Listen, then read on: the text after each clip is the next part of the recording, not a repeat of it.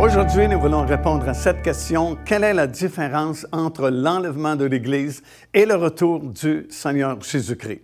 Bien, ce sont deux événements totalement différents. En fait, le retour du Seigneur se fera en deux phases. Et voici quelques versets qui nous montrent la différence entre ces deux événements.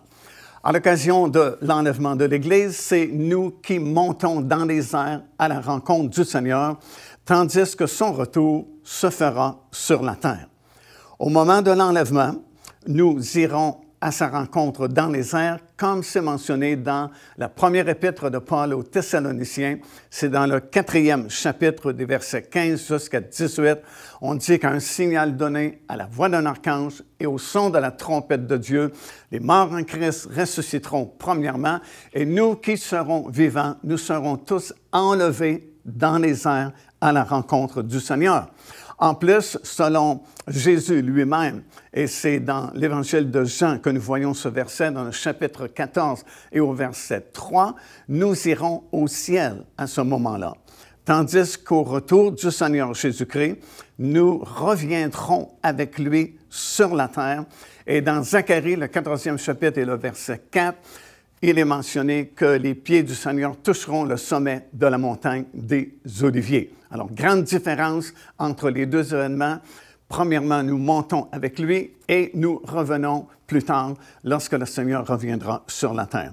Deuxièmement, à l'enlèvement, ce sera la manifestation de sa grâce pour nous, tandis qu'au retour du Seigneur Jésus-Christ sur la terre, ce sera la manifestation de ses jugements.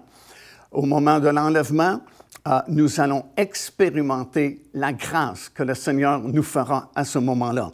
Dans 1 Pierre, le premier chapitre et le verset 13, nous lisons ceci. « La grâce vous sera apportée lorsque le Seigneur Jésus-Christ apparaîtra. » Tandis qu'au retour du Seigneur sur la terre, il reviendra pour juger le monde.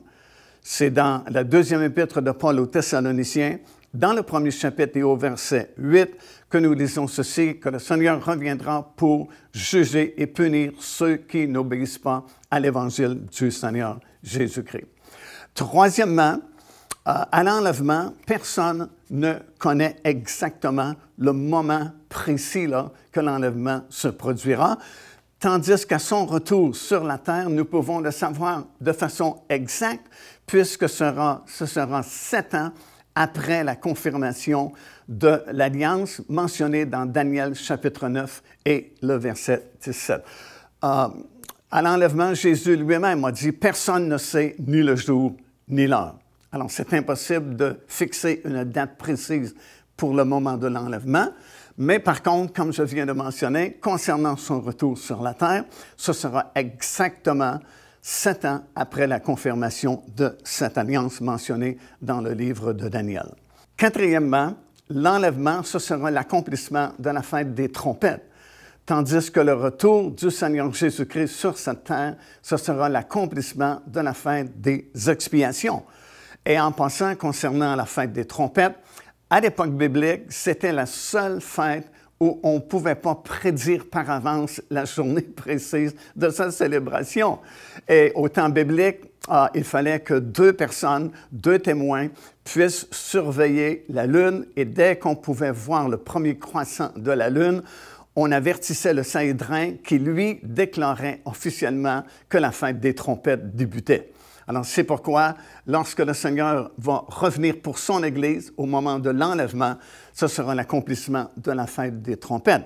Tandis qu'à son retour, c'est clair également dans la parole du Seigneur que ce sera l'accomplissement de la fête des expiations.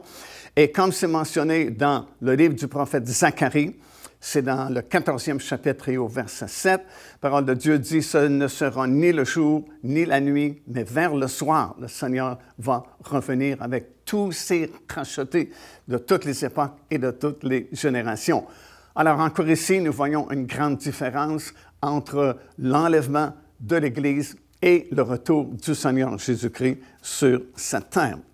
Cinquièmement, ça c'est vraiment intéressant, l'enlèvement, c'est uniquement pour les croyants.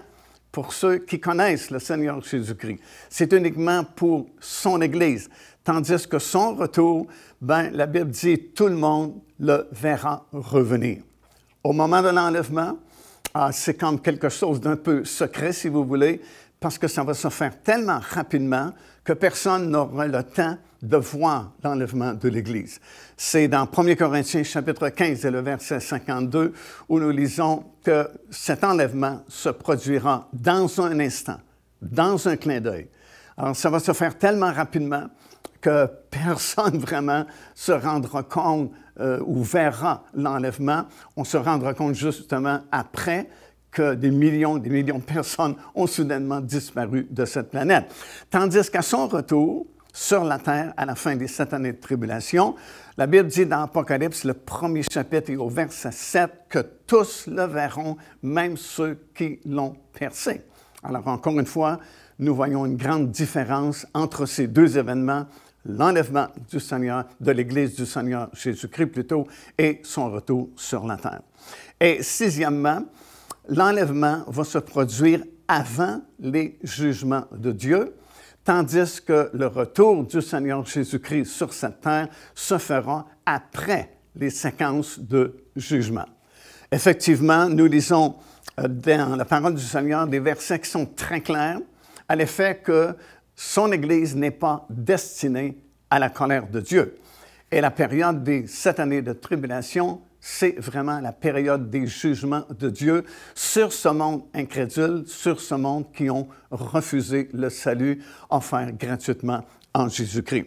Plusieurs versets que nous pouvons lire, évidemment, dans la parole du Seigneur, nous prouvent hors de tout doute que nous ne sommes pas destinés à la colère de Dieu. Premièrement, bien sûr, dans 1 Thessaloniciens, dans le 1er chapitre et au verset 10, ça nous dit carrément que nous ne sommes pas destinés à la colère de Dieu. Un peu plus loin, dans le chapitre 5 et le verset 9 également de l'Épître de Paul aux Thessaloniciens, il est répété que nous ne sommes pas destinés à la colère de Dieu. Puis dans Romains chapitre 5 et le verset 9 aussi, encore une fois, c'est clair que l'Église n'est pas destinée à la colère de Dieu. Or, dès le début des 7 années de tribulation, en fait, dès l'ouverture du premier sceau du livre en 7 sceaux, c'est le début plutôt des jugements de Dieu, c'est le début de la colère de Dieu sur ce monde. Alors, nous ne sommes pas destinés à cette colère-là, mais par contre, lorsque le Seigneur va revenir sur la terre, c'est après les séquences de jugement, après que les 7 sceaux aient été brisés, après les jugements des 7 trompettes et après les jugements des 7 dernières coupes de la colère de Dieu. Et dans le livre de l'Apocalypse, chapitre 19, et versets 11 jusqu'à 21, nous disons qu'à ce moment-là, après toutes ces séquences de jugement, le Seigneur Jésus-Christ va revenir. Donc encore là, une grande différence entre le moment de l'enlèvement et le moment du retour du Seigneur Jésus-Christ sur cette terre. Alors, à la lumière de ce que nous avons vu et à la lumière de tous ces versets que je vous ai mentionnés concernant ces deux événements, nous savons hors de tout doute qu'il y a une très grande différence entre l'enlèvement des croyants et le retour du Seigneur Jésus-Christ sur la terre.